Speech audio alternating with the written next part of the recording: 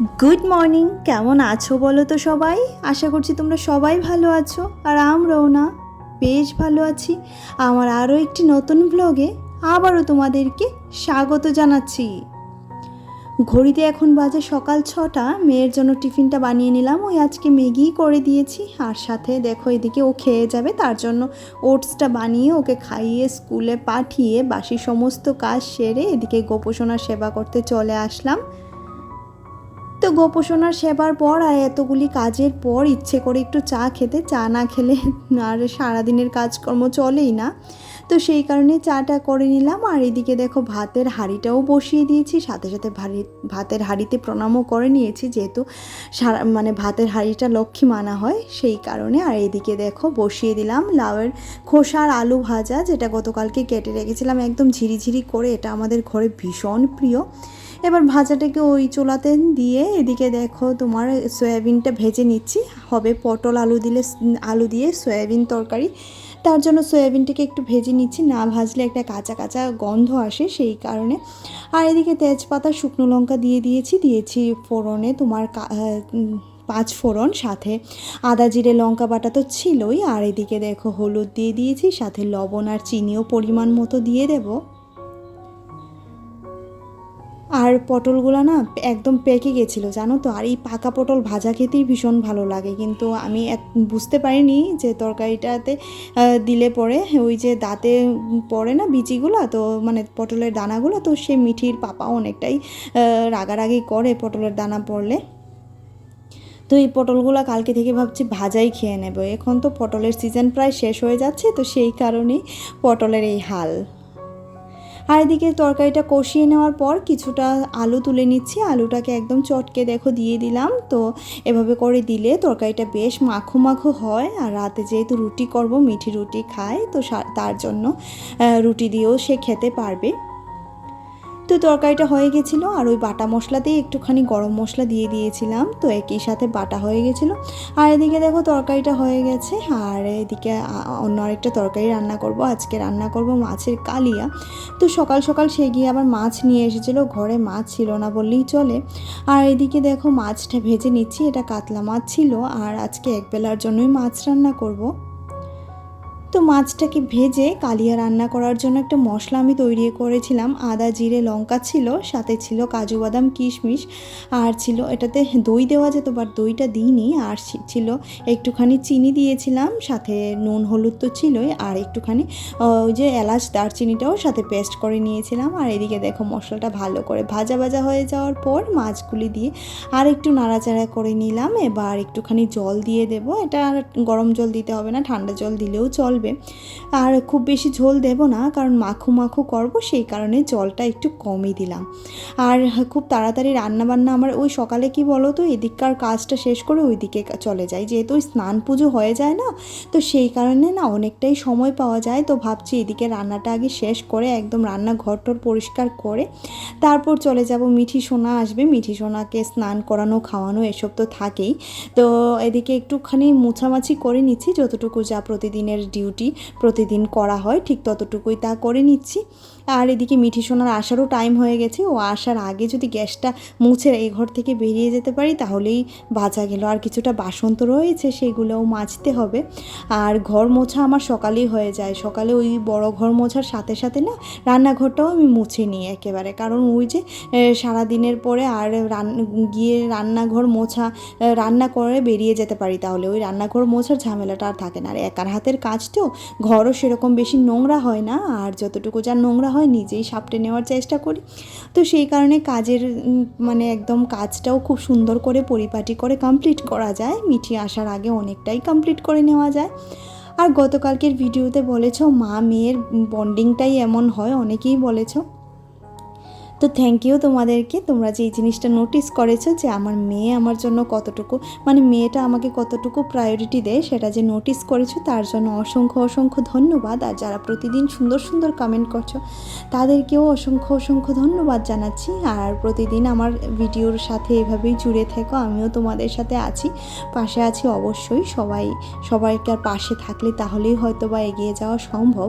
আর এদিকে দেখো বাসনপত্র সমস্তটা মাজা হয়ে গেছে, এবার বাসনপত্রগুলি ধুয়ে ওই ঝুড়িতে রেখে দেবো, যার জন্য এই যে জায়গাতে এঁঠো বাসনগুলো মেজেছিলাম সেটাকেও ভালো করে ধুয়ে নিলাম। আর বাসন মাজার পর বাসন মাজার সাবানটাও আমি ভালো করে ধুয়ে নিই, কেন বলো তো, নাহলে এতটা সাবান থেকে নোংরা গন্ধ বেরোয়। আমি অনেক জায়গাতে দেখেছি সাবানের থেকে কীরকম জানি একটা গন্ধ বেরোয়। একবার আমাদের ঘরে একজন এসেছিলেন, উনি বলছিলেন যে তোমরা যে এরকম সাবানটা এখানে রাখো ওইটা থেকে গন্ধ বেরোয় না?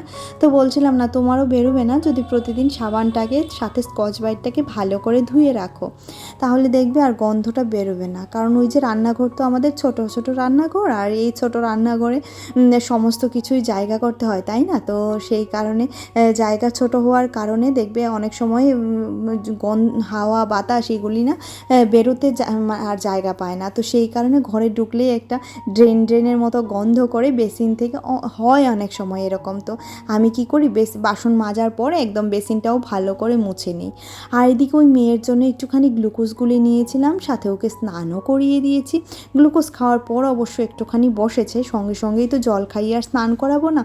আর ও আর আমি দেখো এমনভাবেই মজা করি সারাদিন, জানো তো, আমার খুব ভালো লাগে। এখন মনে হয় আমার আর কারোর দরকার নেই, এখন কারোর বলতে আর কারোরই দরকার নেই, মিঠি আছে আমার পাশে, তাই যথেষ্ট। তো দুপুরবেলার গোপোষণার সেবা দিতে চলে এলাম, আর এটা মিঠি দেয় অন্যান্য সময়, বাট আজকে আমার কাছে টাইম আছে, আমি দিয়ে দিলাম। আর এদিকে বাইরে অনবরত বৃষ্টি পড়ছে, অনবরত বৃষ্টি। এদিকে মিঠি সোনার জন্য তরকারিটা নিয়ে নিলাম, মানে ভাত নিয়ে নিলাম। ভাত ওই আলু পটলের তরকারি, মাছের কালিয়া, আর ছিল লাউয়ের খোসা ভাজা। তো এদিকে ওকে খাইয়ে বসিয়ে রেখেছি। আমি বললাম যে বস, আমি বিছানাটা গুছিয়ে দিচ্ছি, তারপর ঘুমাবি। ও আজকে এ ঘরে ঘুমাবে। আমাদের এপাশের জানালাগুলি দিয়ে এত সুন্দর হাওয়া আসে কি বলবো। আর আজকে যেহেতু ওয়েদারটা একটু ঠান্ডা ঠান্ডা, মানে বৃষ্টি হচ্ছে অনবরত, তো এসির তো দরকারই নেই। তো সেই কারণে মেয়ে বলছিল এই ঘরেই ঘুমাবে, যথারীতি আমি বিছানাটা ওকে করে দিচ্ছি। তারপর আমি অন্যান্য কাজগুলি সেরে নেব, যেগুলি সকালে আজকে করা হয়নি। ওই সকালে করলেও কি হয় বলো তো, বাচ্চা আসার পর আবার করতে হয়। এগুলো একদম সন্ধেবেলা অবধি, মানে আগামীকাল অবধি এটা চলে যাবে। তারপর আগামীকাল সকালবেলা আবার গোছ কাজ করবে, এই তো সারাদিন তো এই চলে। তো স্কুল থেকে আসার পর বই খাতাগুলি তো একটু দেখতে হয় যে কী কী পড়েছে কী কী পড়েনি। আর এদিকে কিন্তু ওকে বিছানাতে শুইয়ে দিয়েছি, কিন্তু কখন যে ঘুমাবে তার কোনো ঠিক নেই। যথারীতি এই ঘরটাতেও চলে এলাম, এই ঘরটাও একটুখানি গুছিয়ে নিচ্ছি। ওই যে সোফার অবস্থাটা প্রায় এরকম হয়ে আছে, তো সমস্ত কিছুই একটু আধটু গুছিয়ে নিচ্ছি। আর এদিকে দেখো সমস্ত কিছু কমপ্লিট করার পর এবার ঘরটাও ঝাড়ু দিয়ে নেব। আর এখন ঘর ঝাড়ু দিলে কি হবে বলো তো, আর সন্ধেবেলা না ওই সেই ঘটা করে ঘর ঝাড়ু দেওয়া আমার আর দরকার পড়বে না। কারণ এখন তো মিঠি ঘুমিয়ে পড়বে, আর মিঠি ঘুমিয়ে পড়লে তো ঘরে কাগজ কাটারও কেউ থাকবে না, তো সেই কারণে ঘরটাও নোংরা হবে না। আর এদিকে এই জানালাতে দাঁড়িয়ে আমি অনেক সময় ওই রাস্তার দিকে তাকিয়ে থাকি, যখন সময় কাটতে চায় না ঠিক সেই সময়টায় আমি এভাবেই কাটাই। তো তখন এখানে দাঁড়িয়ে দাঁড়িয়ে দেখছিলাম আর কি বৃষ্টি আসবে। আর আজকে সারাদিন জামা কাপড় নিয়ে এত দৌড়াদৌড়ি হচ্ছিল, ভাগ্য ভালো যে আজকে মিঠির পাপা বাড়িতে ছিল, কারণ ওই একা একা এত জামা কাপড় নিয়ে দৌড়াদৌড়ি হুটোপাটি করা আমার পক্ষে সম্ভব নয়। তো সেই কারণে মিঠির পাপাও অনেকটা হেল্প করে, বাড়িতে থাকলে অনেকটাই করে, সেটা আর বলার কথা নয়। ওই আমি তো ক্যামেরার সামনে এসে করি, সে ক্যামেরার পেছন থেকে অনেকটাই সাহায্য আমাকে করে। তো এদিকে ঘরটাও ঝাড়ু দেওয়া হয়ে যাচ্ছে, সাথে ওই ঘরটাও ঝাড়ু দিয়ে নেব। ওই বললাম যে রাতের মানে বিকেলের জন্য একদম কাজটা কমপ্লিট হয়ে যায়। আর পাপোশটাও ঝেড়ে নিয়েছি, পাপোশটাকে ঝেড়ে এবার ভালো করে পাপোশটাও পেতে নিচ্ছি। সকালে যেহেতু খুব তাড়াহুড়ো করে ঘর ঝাড়ু দিয়ে স্নান করে পুজো দিয়ে নিতে হয়, তো সেই কারণে ওই কাজগুলি ছোটো ছোটো কাজগুলি না হাতে ধরে আর সেরকম করে করা হয় না। তো যখন সময় পাই, এই যে এই ধরনের এখনের সময়টা, এখন এগুলি সেরে তারপর আমি আর মিঠির পাপা খেতে বসবো। আগে মিঠিকে ঘুম পাড়ানোর চেষ্টা করব, সে একা একা আবার ঘুমাতে চায় না, বলবে মা তুমি আসো আমার কাছে, তাহলে আমি ঘুমিয়ে পড়বো। তো এদিকে ঘর দৌড় ঝাড়ু দিয়ে হাত পা ধুয়ে এসে মিঠি সোনাকে আবার একটু ঘুম পাড়িয়ে দেওয়ার চেষ্টা করলাম। ওই বলে না, বাচ্চা যতই বড় হোক মায়ের কোল টানে। তো এই যে এদিকে দেখো, এই ফলটাকে তোমরা কে কী নামে বলো আমাকে জানিও। আমরা এটাকে টেকরুই বলি, অনেকে লুকলুকি বলে। আমার বাবার বাড়ির দেশে লুকলুকি বলতো, তারপর তো টেকরুই এদিকে বলতো। তো চলে এলাম বিকেলবেলা রান্নাঘরে চা করার জন্য। তো গুড ইভিনিং সবাইকে। আর বিকেলটা খুবই সুন্দর, তাই না? পাখিরাও যে যার মতো ঘরে ফিরে যায়, তারপর মেঘরা তো আছেই। তো চলো। আর বিকেলটা না আমার ভীষণ পছন্দের, জানো তো, ভীষণ পছন্দের, এত ভালো লাগে। এই মুহূর্তে ছাদে যেতে পারলে ভালো ছিল, বাট এখন যেতে পারবো না।